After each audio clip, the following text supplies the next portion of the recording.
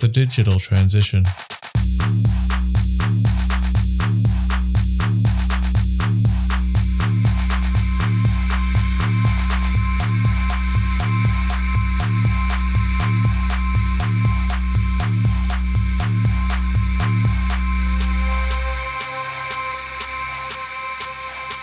The Digital Transition, a podcast series created to assist those tasked with implementing digital strategies, where we will share our knowledge and experiences to support you in your transition. Welcome to the Digital Transition, podcast number 14. I'm your host, Nathan Hildebrandt, and today I'm talking to George Mokhtar from Turner & Townsend about modern project management. So firstly, George, for those that are not aware of who you are, can you tell us a little bit about yourself? So I've my background in architecture, studied up here in the northeast of England, joined a company called BIM Academy 2011. So I used to be a lecturer at the university, work on R&D, and then started moving into consultancy. Joined T&T 2013. My current role is head of BIM at Turner & Townsend, and I'm also director of a cost center called Digital Asset Advisory. So I guess my focus is basically looking at the digitalization and disruption of the asset lifecycle. So we tend to focus on sustainability, productivity, commercial gains, and trying to get people to collaborate on projects. A very exciting role. It means you get to play around with things and disrupt things. I like that idea of things. But yeah, pretty cool. Another important thing, I guess, is that, in terms of understanding, that's obviously, first of all, your experience and an architectural background. For those that aren't aware of your company, Turner & Townsend, can you share with us a little bit about who Turner & Townsend is and the services that you provide?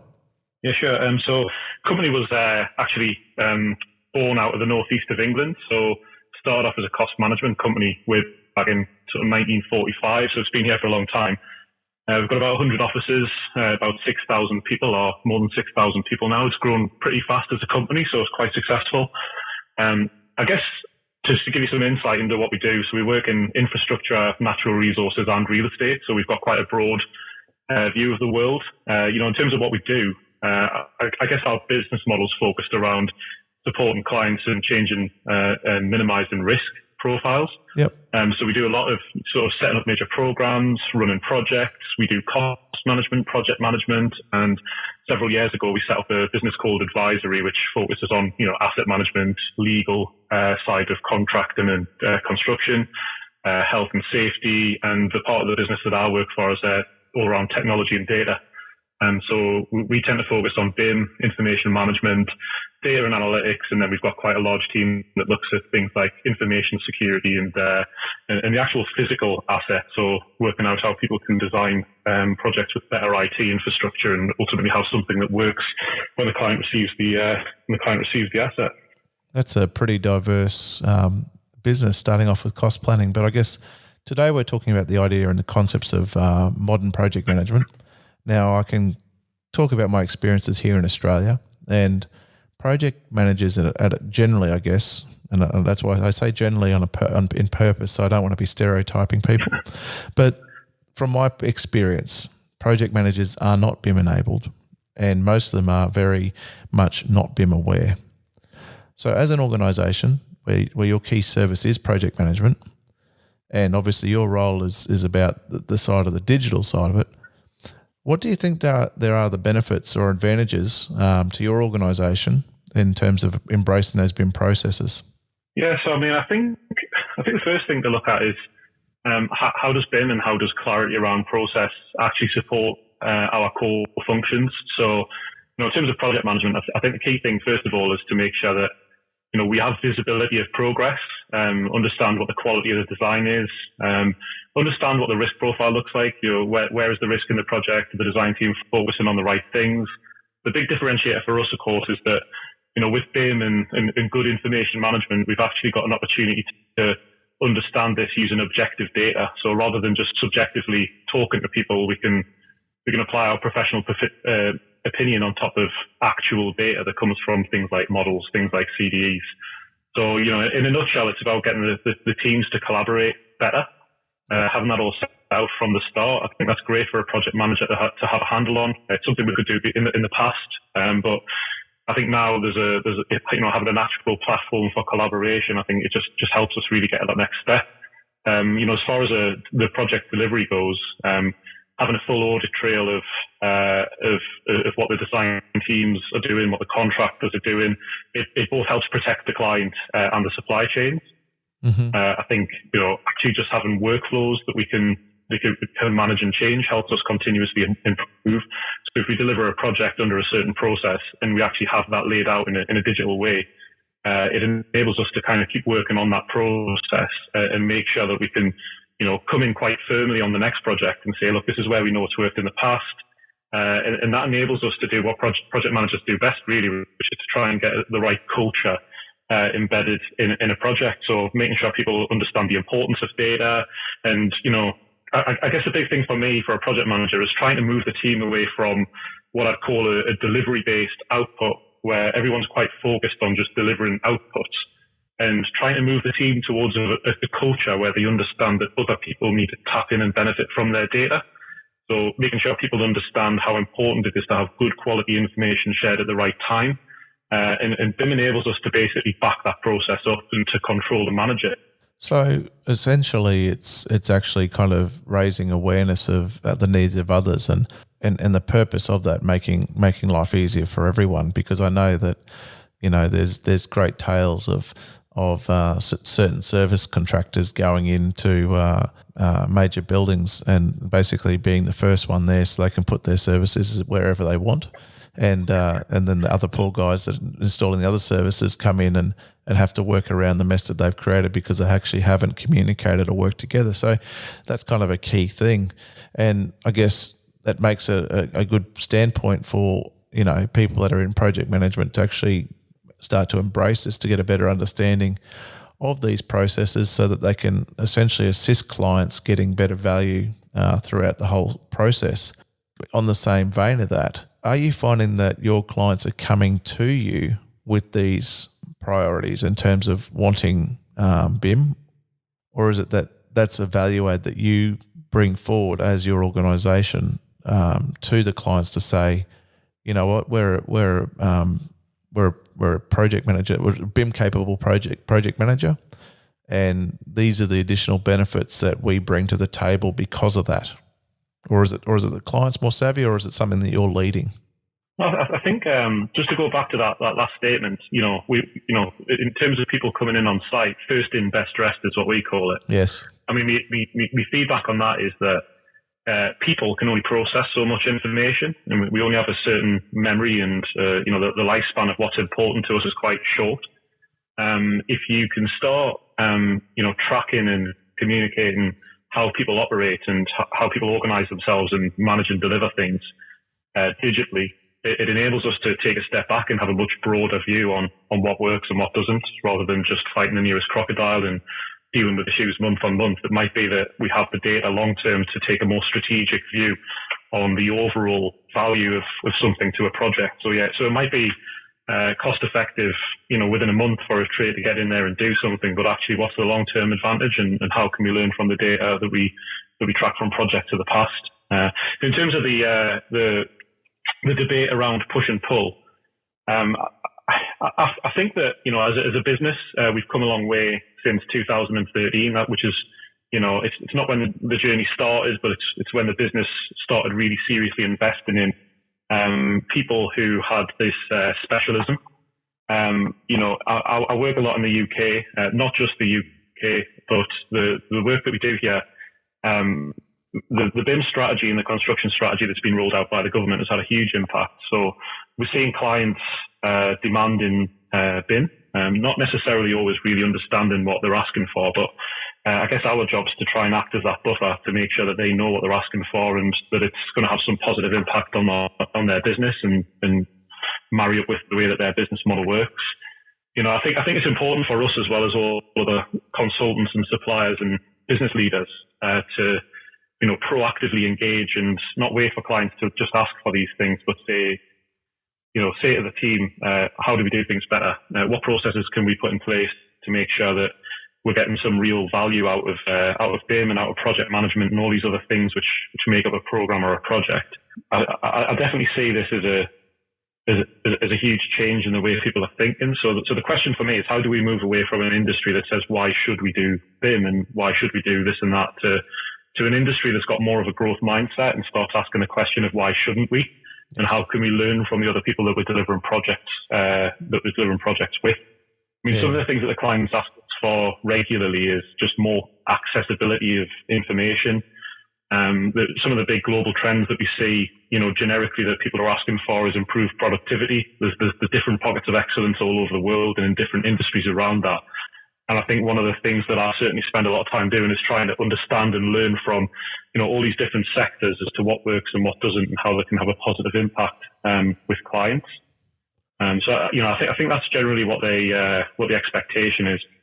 The big move that I'm seeing more recently is, how do we use the process and power of technology to try and move a client's questions away from what happened, which is essentially what you have historically. You have a client saying, well, what happened over the last month and how far did the team get to?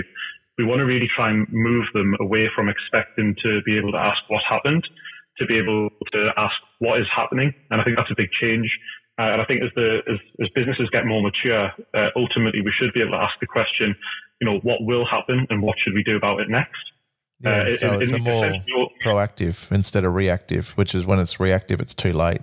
Yeah, exactly right. So there's no good delivering a project and telling somebody that you're either behind or you're on time or whatever, month on month, without having the insight to be able to do something about it. Clients are really focused on trying to understand how we can control risk. How do we reduce perceived risk? Because that's a big issue in the industry at the minute. How do we engage with information at the right time to make sure that everyone knows what they're supposed to be doing and how they're supposed to work together? And then, how do you actually know what the real progress, effort and quality is on a project, rather than sort of subjective reports from different people? How can we start using data, not just to underpin those decisions, but to actually communicate what is happening on the project and give us some insight into how to control and how to manage that? I mean, particularly on sort of major programs, some of the larger programs that we're seeing delivered across the world at the minute, not just by us, but by anyone. They're becoming big, complex investments the clients are making. The worst thing that you could possibly have is a scenario where someone's raising several projects and you see the same issues or the same mistakes happen project on project. And I think the clients are expecting more from their suppliers and from the teams that they work with. And they really want to start to see us feeding these lessons learned, changes and slight improvements back into the system so that, they can ultimately see some sort of control, some sort of forecast that makes sense, that helps them in the decision making and, ultimately get a better outcome really, because that's all everybody's after. Sometimes when it comes to developments and the feasibility of projects proceeding, it could be something that could be a hard question to answer off the cuff, but are you finding that because of all this data that you're able to essentially embrace or get your hands on, it's actually making feasibility studies or setting up profiles that actually have lower risk levels? So it means that projects that may in the past may not have gotten up because the data that was used was a bit too approximate.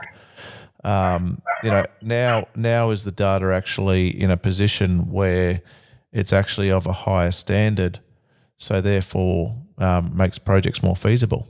So I think there's two sides to this. One of them is understanding how to manage and maintain knowledge. I think there's a lot of businesses that have a lot of data and a lot of information, and the knowledge of how to apply that and what that really means and how that can be applied on the next project quite often sits within the heads of the people that work there, and that's not necessarily a bad thing. But when you're trying to manage a large business, it's important to try and retain as much of that as possible. From a personal perspective, I see knowledge management as one of the biggest assets any business can have when they're working in an industry like ours, where there's continuous change and expectation of improvement.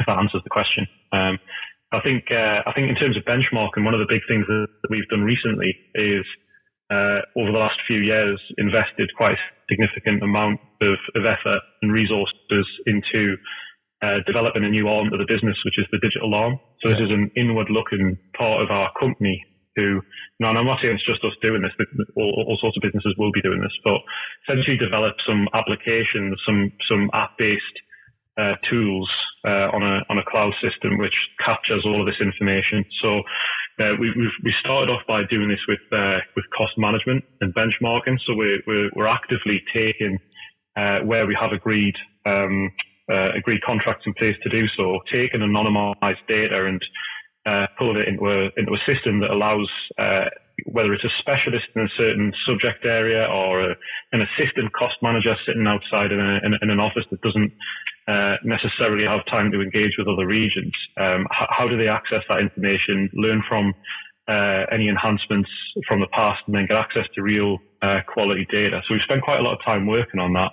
And that is really enabling us now that we've fed the system with quite a lot of information, start getting a much more precise view on how projects might pan out, what the impact is of different sort of procurement routes, different methods of procurement, and different teams.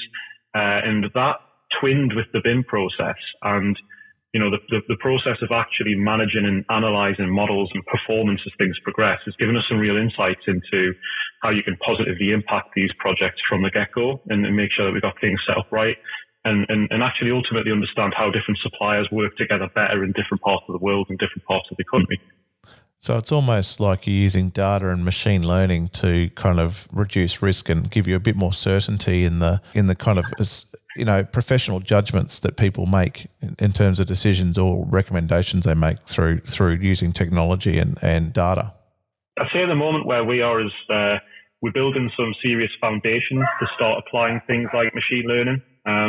What we're actually doing at the moment is some quite big analytics on data, which is essentially allowing us to communicate and predict how projects might pan out, what the overall cost might be, what the different variables on project are, and how they might impact the project. So it's given us a lot of insight. It's given us a lot of knowledge about, how different changes in different teams might impact the project's performance.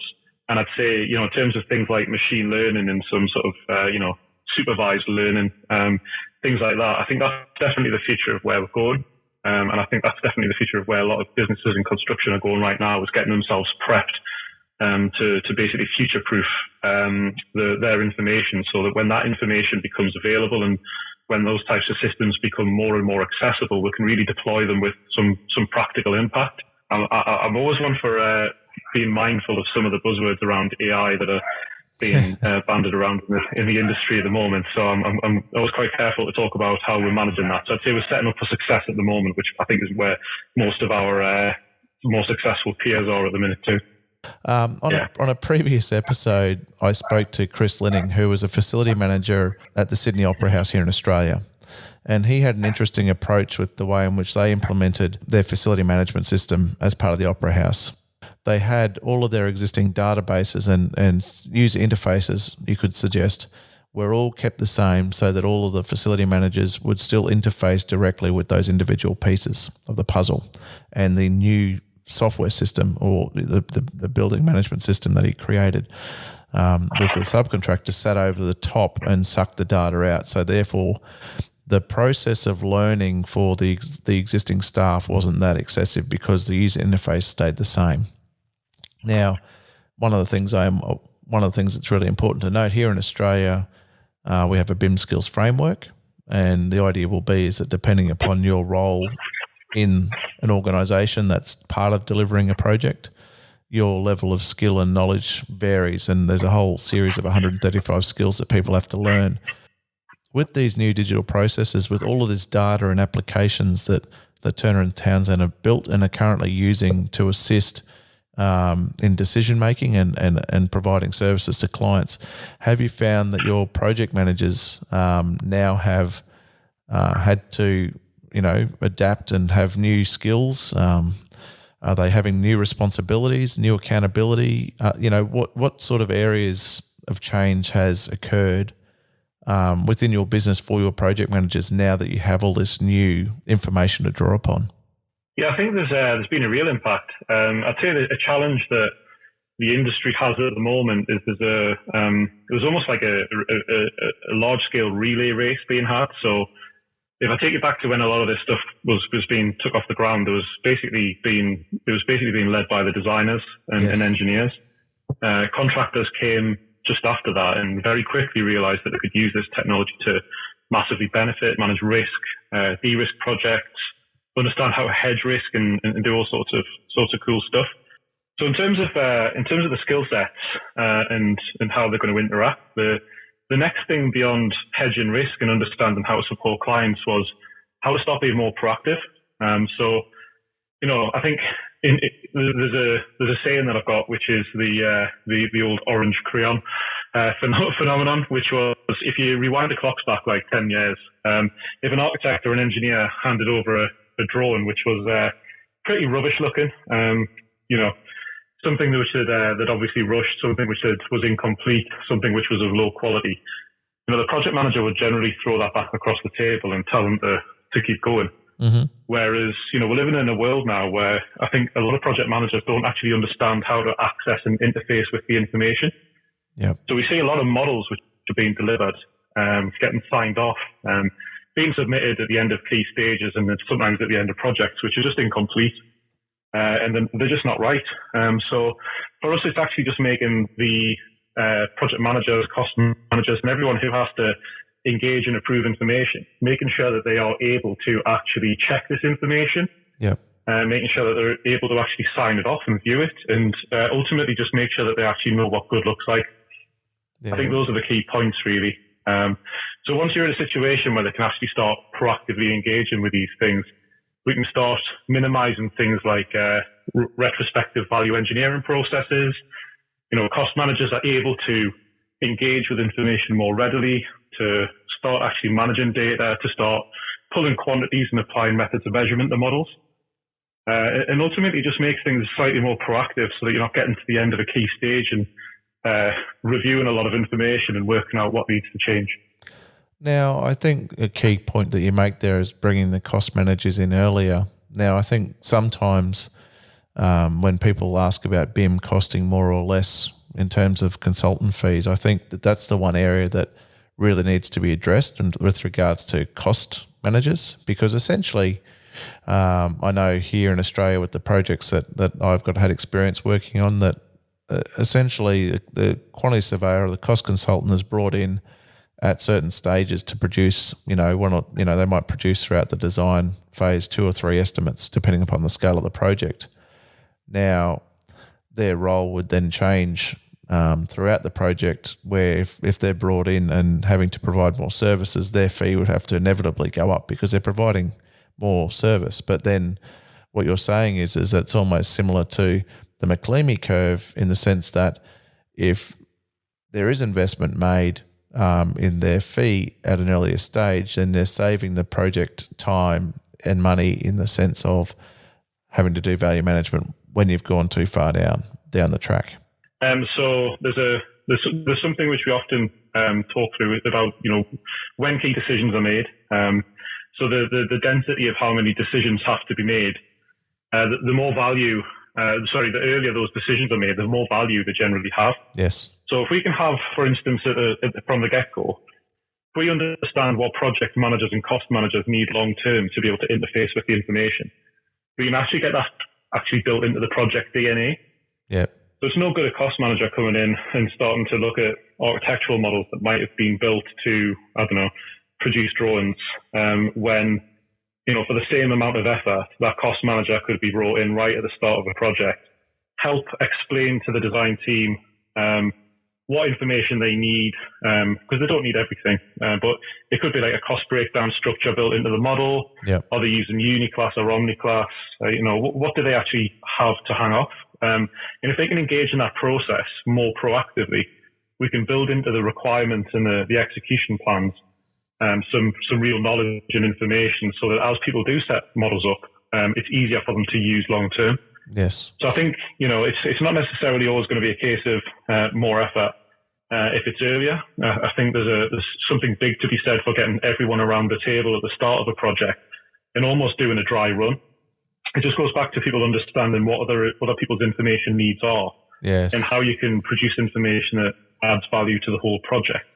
Yeah, so something which we tried, there's something called Blue Projects, which we tried a while ago and it's quite successful, is basically taking the whole team at the start of a project, getting them in a room together, and that includes, where possible, people like the FM provider and the client, and actually just workshopping the information flow and explaining to people, what data sets are important to us at key stages, showing people how we apply a method of measurement over the top of the model, because it's essentially using the model as a framework, how we link rates up to these things, how we use links between rate libraries and data within the models.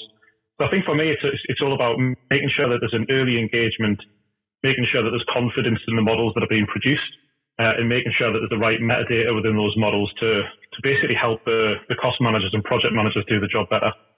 I think that's the key thing for all this. I think that the last couple of responses you've had have sent my mind blurring into a whole myriad of different questions for you, which is exciting. But one of the other things that you did talk about in comment previous to the last one was in regards to project managers and cost managers having a good understanding of the information that they're receiving. Now, obviously, it's reasonably easy for people within that role to be able to identify and see a physical asset, because depending upon their skill and capability, they'll be able to traditionally read a set of drawings and then go on site and go, yes, I can see the physical asset.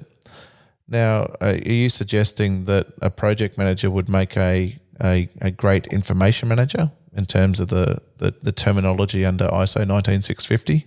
Or do you think that their expertise is, they just have to have a general understanding to start with? I think there's other considerations here. Mm-hmm. So I think procurement route and the scale of the project sometimes are going to be, key factors in making the decision of who is the information manager. Yep. There's pros and cons to the different roles. So if you want to have an independent organization carry out that role, it's the overhead of appointing someone, and the overhead of having a technical specialist or an external party or an independent party come in and deliver that. If the project's got enough scale to do that, then that's great. Sometimes some people from the design team might pick up that role. There are pros and cons to that as well. So regardless of how well you set out the standards, people have always got their own methodology and work and practice. Yeah. And depending on your procurement route, the architect's not necessarily going to be a consistent party throughout the project. So if some of the activities that are expected of an information manager would be things like monitoring quality, making sure information is delivered on time. You can't really do that if you're one of the key people who are producing that information yourself. You also may only be up there up until construction stage or pre-construction management stage, or sometimes the architect might stay on for the whole project, in which case it's fine. One of the reasons why we see it being quite successful when it's part of an integrated function within project management is that the PM is usually there from inception through to completion, and their role is essentially to manage and maintain the people and the project processes. I very much see an information manager, or historically what you might term a BIM manager, fall in line with that. So the detailed design program becomes the master information delivery plan, and those two things are back to back. The design responsibilities matrix and a model production and delivery table, those things are back to back too. Yeah. They all need to be fully aligned, contractually executed, and somebody needs to verify who's delivering what and what the handover period looks like. So I generally think it's the project manager's responsibility to ensure that whatever was supposed to be delivered at the end of each key milestone has been delivered to the right level of quality and has been communicated properly to the client. From a personal perspective, I see that as being a match made in heaven. Yes. I think the challenge with that is maturity and skills. So it's not without the realms of possibility that project managers have these skills. But historically, designers tend to be the people who look at it more closely, and contractors tend to control this process too. So I see in the future the role of the information manager being a collaborative one. I'm looking forward to a day where a lot of these processes are commoditized anyway, and they just become part of the system that is used to deliver that. But for the time being, I can see there's huge benefit in project management delivering that function or an independent party, because they essentially are going to do what's right for the project and what's right for the client, and they don't have any agenda with regards to how information's managed, verified, handed over. So I can see that being a huge benefit for the time being. That's an interesting journey that project managers are going to have, albeit they might have to engage experts internally into their organisation to provide that role, similar to how you may have different subject matters on different sectors and stuff like that. You might have someone that's actually has expertise in information management. We've been talking purely, I guess, from the side of project managers and cost planners from the consulting side. What would be your thoughts on client project managers? And this is the internal project managers. My views is that they're going to need the same level of expertise to know what they're getting as well, rather than relying on independent parties, but also client side project managers that are now essentially the face of an organisation that's procuring the asset. They're going to need to upskill pretty quickly as well. Yeah, sure thing. A lot of the projects that I've engaged with, at the very start of the project, there's something which I always sort of do mandatory, which is we call it status report. So it sounds very boring. Essentially, that whole process is working out what the skills and maturity are of the team, because of the way the industry is at the minute. There's pockets of excellence. There's fluctuation in maturity between different sectors. Some clients have to ramp up teams quite quickly. There's quite a lot of churn because of the way the market is at the moment. So it's really important for us to understand, exactly who can do what and what their capability is. As part of that process, we spent quite a lot of time mapping out what the end vision is going to look like. We capture in quite a lot of detail what the current situation is, and this covers, skills, people, roles, data, technology, and processes that are implemented. Once you've got that end state and as is captured, it gives you the ability to actually work a roadmap out. And a lot of the time we spend managing and governing how a project's being delivered, but a lot of the time we actually spend training and upskilling different parts of the team. I mean, we've got a project in the northwest of England where we actually end up seconding one of our guys into the client organisation for about 6 months. He essentially trained up their asset management team, their estates team, and the interface and project managers. So there's 7 client project managers across 7 different projects in the program. And by the end of that 6-month period, they weren't experts, but they are already experts in their own field, and they have enough information and awareness to know what good looks like, understand what information they should be expecting, interface with models, interface with information management tools, you name it, look at the dashboards and understand what it really means for how the project needs to be managed. So I actually think it's something which everyone should engage with. I don't think there's anyone that I've come across on a project so far who should not be aware of what's going on and to understand the impact of some of these processes, because it's easy for people to sometimes put it in a little bin box and treat it as a bolt-on to the project or the process, and that's absolutely the worst thing you can possibly do. It should just become part of your habit or your way of delivery, rather than a separate work stream or something that the specialists get in a room and do. One of the big risks I've seen in the past actually is you'll have a BIM meeting or a BIM work group meeting or a coordination meeting, whatever you want to call it, and you've got a lot of technologists who understand how to do the right thing for the technology. It's not necessarily the right thing for the project. Sometimes there's commercial decisions above their heads they don't understand. And putting it frankly, quite often we sort of write checks, we call them cash essentially. So we'll make a load of decisions and then people will go away and say, he has 10 reasons why those decisions are right for technology but wrong for the project. And you end up having Groundhog Day and, people actually don't really progress. And that's when you end up with a project where the BIM meeting happens once a month and everyone gets together in a room and just complains about the fact it's still not working. So I've seen that happen in the past, and it's just so important that everyone becomes educated. It's a BIM for BIM's sake, and I know that there were times many years ago when we had scenarios where we were doing coordination meetings, and the number one rule I had is that none of the tech people come into the room. It's actually the designers, because they're the ones that make the decisions. And I think the biggest challenge that I think is it's the analog people that really need to actually, the ones that are the decision makers, need to start to learn to embrace these processes, because it's actually going to benefit them. It's actually going to be easier. And I know that the challenge is with all change management is that it's all about understanding the benefits at the start and not and not just going how much they're going to have to learn or how much harder their job's going to be because of these new things they're going to have to learn, which is quite challenging. But, you talked about just before about, 6 months training program to get a client up to speed, fully embedded within their organisation. Do you want to talk to us about the sort of new environments that you've been creating and platforms that you've set up to foster, collaboration and enable it to occur? The main thing is people. 70% people, 20% process, and 10% technology is probably a good way to sort of to map these things out. So I'll start with the people before I talk about the tech. This is a huge generalization, and it might be quite controversial. But what we tend to find is, so you'll find that definitely a few years ago, less so much now. It's not necessarily an age thing, but what will happen is you'll have an architect who really understands the BIM process.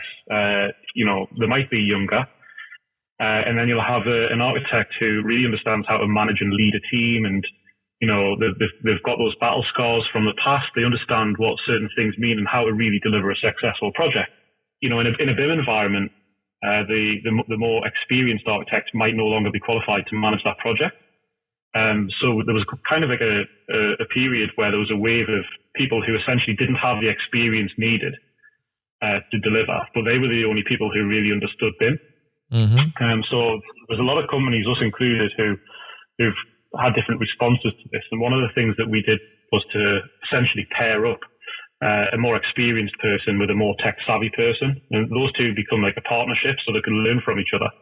And you're trying to move a business away from a fixed mindset of, I know what I'm doing, I've been doing this for 50 years or whatever, and try and move them away from a fixed mindset of, I know what I'm doing, I'm the tech guy. In trying to move it towards a growth mindset where people are saying, well, what can I learn from the technology? And what can I learn from this guy's experience? And, we tend to find that that's a good way of trying to accelerate people's learning and understanding. There is an overhead to that, but it's much more successful than anything else that we've really trialed. On a project system basis, I mean, not just us, but you can see people are moving further and further away from traditional reporting and different waterfall programs and layers of conversation, which, it's kind of a bit like Chinese whisper sometimes. There's a problem that happens on a project, that gets reported up, that gets aggregated with 50 other problems, that gets reported up too. And essentially the person at the top finds out about a month later what happened last month, and it's either already been resolved or it's no longer an issue, or it's too late to fix, So the approach that we take now is almost you almost kind of like have three strands. So you might have an environment. I'm going to talk about this in program terms because it's easier to explain. So you might have an environment or a platform for collaboration or a CDE. Yep. Somewhere where everybody's managing workflows, reporting, and capturing information. Creating that audit trail. You'll have a client at program level who has overall responsibility for this. They'll look down on these projects. You then have individual project managers, and then you have your supply chain underneath each of those. So the first container, is this common data environment. The second thread that we run up alongside that is usually some sort of BI software. So, like a Tableau or a Power BI. Other softwares are available.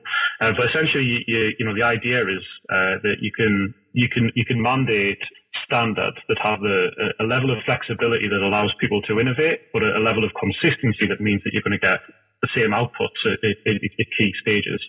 You then lead and govern the process across the supply chain. You get them trained up right. You get them working together right.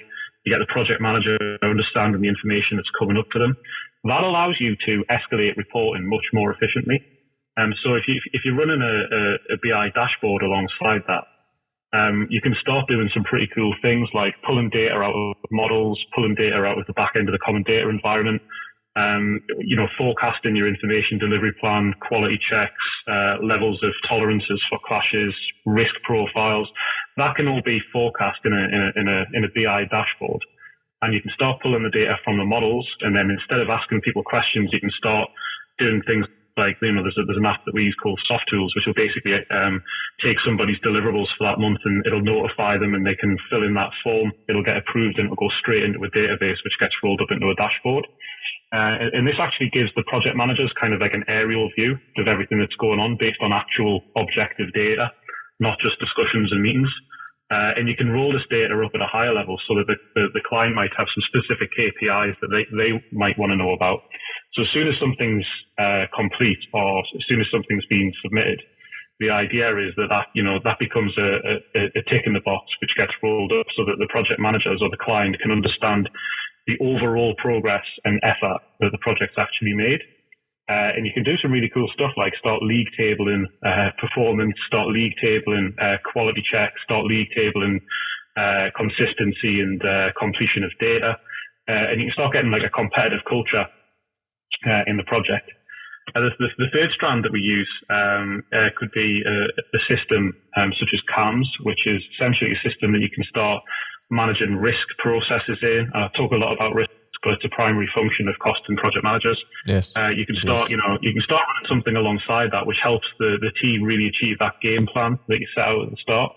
And with these three systems in place, it helps you, see and understand what's going on. It gives you some real insight into how the team's performing.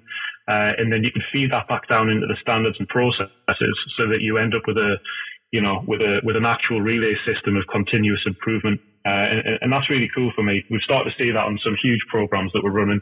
And the first few projects are great. And by the time you're into project 6, 7, and 8, you're running a really slick process. The clients know what they're looking at, and everybody's, really on top of any issues that might arise, because, you get some real curveballs on these projects, and it just enables you to deal with those and spend more time talking to each other, resolving issues and focusing on what the client outcomes are rather than just filming Word documents in minutes, Yeah, well, it's an interesting approach. So essentially, you've got almost like it's kind of a real time reporting, but it's close to it as it is in terms of the how frequently the data is transferred to the dashboards. As much as it can be as real time as possible. But I think that's a really important point that you made when you started at the start, and I think that is the biggest challenge that we face within industry today. It's the fact that there's the younger generation that have the ability to learn new processes and technology, but they actually just don't have the expertise in actually knowing or understanding the process of actually managing a project, or even from the architectural perspective, actually how a building goes together, and then tying that all together with all of those things. Now, for you, that's actually now, that's real life, day-to-day management processes, how your organization works. And the sad thing is that sometimes it can be a bit of a futurist type discussion, because we'll talk about, we've just talked about how you work, and how you work is actually probably the future for the majority of the listeners. We're going to take the listeners to the future of the future for them. And what do you see in being the next big change in industry, and the way project management works? Now, obviously, the processes you've talked about in that last response, essentially to me, is going to be the future for people within industry for even the short to medium term. I know there's big hopes and dreams with regards to digital twins and industry, what is it, 3.0? Apart from the stuff you've talked about, which I think for a lot of organisations is a big change to them, what do you think would be the next big change in your mind, and in the way in which people do work and how they work together? For me, I think there's two ways of looking at this. There's the sustainable innovations that are happening every day, and then there's disruptive innovations which happen at key points in time, and that tends to be when there's enough sustainable innovation that we kind of get bored with what we're doing and decide to rethink things. Yeah. There's a big difference between digitization and digitalization. I think that's a key lesson learned for me over the last few years. Is that we can digitize processes that we already do, and that's great. The issue that you sometimes have there is you're kind of left with what I would call process sediment, which is, things that you do that have built up over time and you're not really sure why you do them. And every so often you need to have a bit of a stop and a bit of a rethink. And then there's completely rethinking whether or not that process is even necessary, and what the component parts of it and what it's trying to do. So in terms of sustainable stuff, the ongoing stuff, the big thing for me is cloud and process and power. So everything that I've just talked about there wouldn't really be feasible a few years ago. So the processes that I just talked about there are things that we're delivering now on some major programs. There's a lot of projects which we're not delivering that on because they started a few years back when this stuff wasn't quite as feasible. So, the ability to collaborate, so some of the projects I see, we've got teams working together across all sorts of corners of the world. And that's only possible because of the advancements of the cloud. And that's also only possible because the scale of the information that's being shared can be processed by computers in a meaningful and useful way. I think, the next big thing in terms of people is the expectations of the people who are coming into our industry now. So I do some work with schools, and it's so cool to speak to the kids and understand what their ideas and thinking are. And there's an anecdote which I've probably told most of the people that I do know, so forgive us. But a few years back, we did a process where we went out to all the schools in the Northeast, not all of them, we went out to several schools in the Northeast and give them a bit of an overview of what, certain companies in the Northeast looks like, particularly around construction. And at the end of the course and the exercise, they all had a basic learning of a lot of different things. I used some of the collateral that I developed as a teacher a few years back when I taught some kids about design. What was interesting for me is the 5 or 6 kids that at the end come for a mock interview with us, and some of them came as work experience, was so varied in terms of what they expected out of the world. They just totally blew me mind. So there's one particular kid from Sunderland, which is a city up here in the northeast of England. He came a year early, so he finished his GCSEs, his school qualifications, about a year early, which I found fascinating. And he did this by crowdsourcing his education on the cloud, which blew my mind, because when I was 16 years old, I was playing football behind a supermarket or something like that. So he came into the office and said, well, I like technology. My question was like, why do you want to come to Turner and Townsend? And, why are you interested in technology? And he said, I like technology because I'm lazy. And I thought that was cool because that's why I like technology. He basically, what he did was, he loves physics and he loves math. Yeah. Hates history, hates geography, not interested in English. All right. So what he did was he built a village on Minecraft, which was essentially a place for people who love maths and physics to go to, and they would all share their work and their information. And actually, there was other kids who had other interests, and they all started building villages too. He had 2,000 people on his Minecraft server. Those are the numbers he reported into me, so I can't verify that. He reckons he had about 2,000 people on his Minecraft server from Europe. Largely. And what they were doing was they were all learning from each other's education and syllabus in the villages where they were doing subjects that they liked. So he actually got to learn things like what a kid learns about physics in France and stuff like that. And likewise, he crowdsourced his, rightly or wrongly, crowdsourced all of the stuff that he wasn't interested in by visiting villages where kids would just love to talk about, English and history and whatever else. So he actually completed GCSEs a year early, and I thought that was just fascinating. And the expectations that the kids, Generation Alpha, as you should probably call them, they're about 9 years old, the oldest of them now. What they're going to expect out of our industry when some of these things I'm about to talk about actually hits the market, it's just going to be fascinating. And I'd love to be around and watch how that happens. So in the UK specifically, I think what's coming out on top of this is going to be the rollout of 5G. So, I'm still talking about things that are supporting what we're doing here. 5G is going to enable us to do some of these big collaborative processes wherever we are. We might struggle a bit at the moment. We're Skyping from Australia to the UK right now. So that's pretty impressive if you rewind the clock back 5 or 10 years.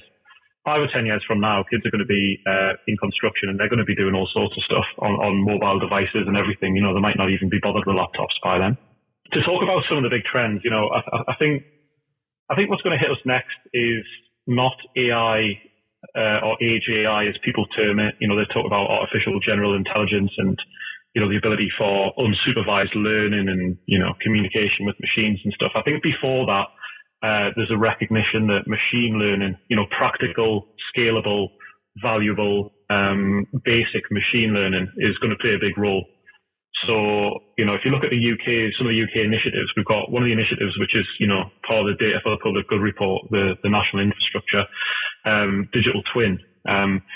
If you have to take a step back and think what a digital twin means on a national level, we're going to start thinking about what sort of data a component has, what sort of data an asset has, how that rolls up into, linear infrastructure, critical infrastructure, things like university campuses, city models, and ultimately a national model. I think it would be absolutely crazy for us to think that a person could understand what to do with all that information. And I think that trying to scale some insight and intelligence at that level is going to basically force us to turn machine learning from a nice to have to an absolutely must need. I think, that's hand in hand with the concept of digital twin, I think is probably the next big thing. And it's creating that feedback loop, which helps us understand, how infrastructure is performing and how we can, manage and reduce energy consumption and improve sustainability and focus on, reducing our carbon footprint.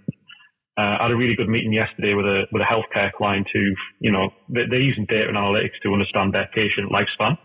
They're using it to understand how they move from different practices, different clinics, different hospitals, and they're using that to basically inform their asset rollout for the next 4 or 5 years based on actual data rather than a business plan someone's pulled together in a room somewhere. So it's that feedback loop and understanding how things are operating that I think is going to be the next big thing in our sector. I do have opinions on things like blockchain and moving to edge computing from cloud and stuff like that. But to be honest, I think that's my area of focus at the minute.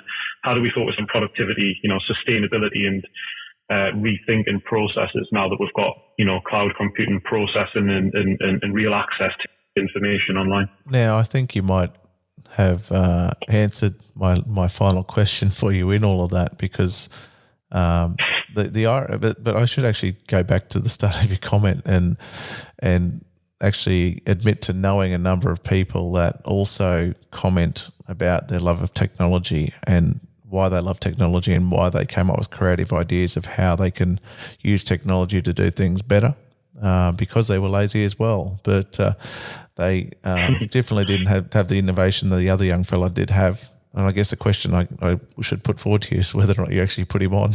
I've got his name, yeah. So that was it was 3 years ago that, and he was about to go to university. So we had that chat at the time. He wanted to go to university and go down a slightly different route.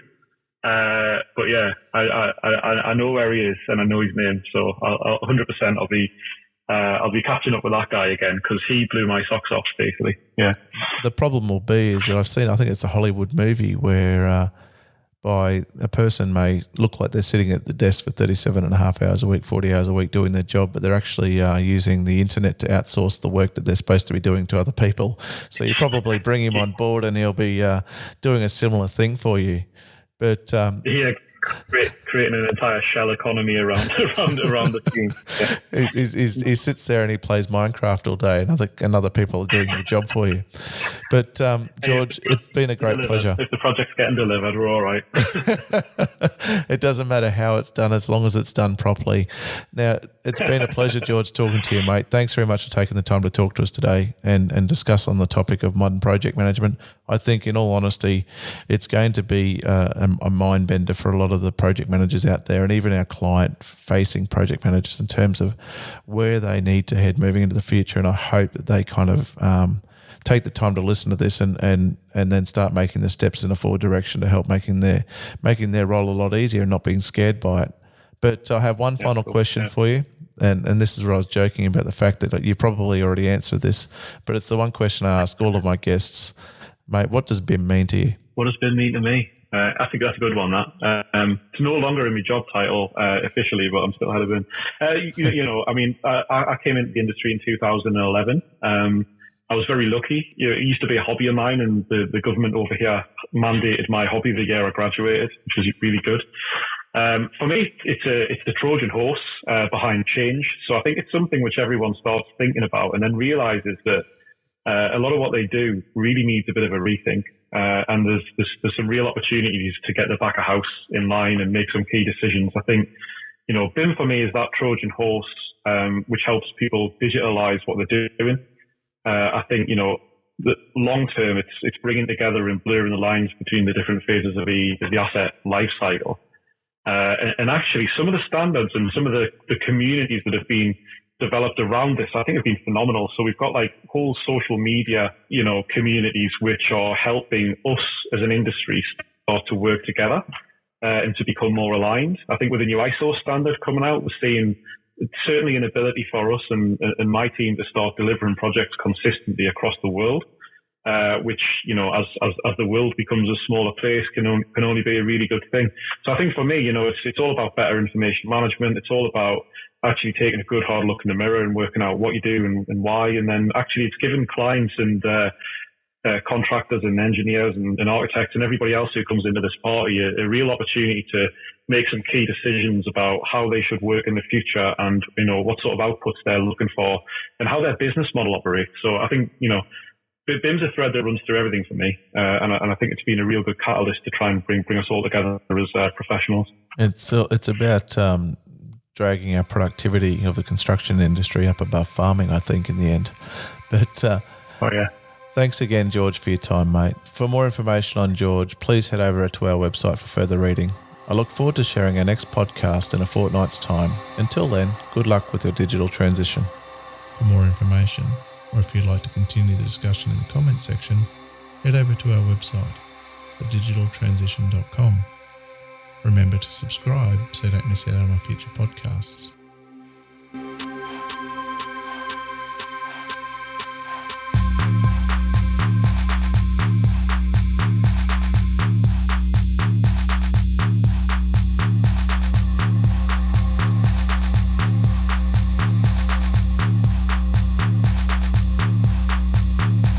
The Digital Transition.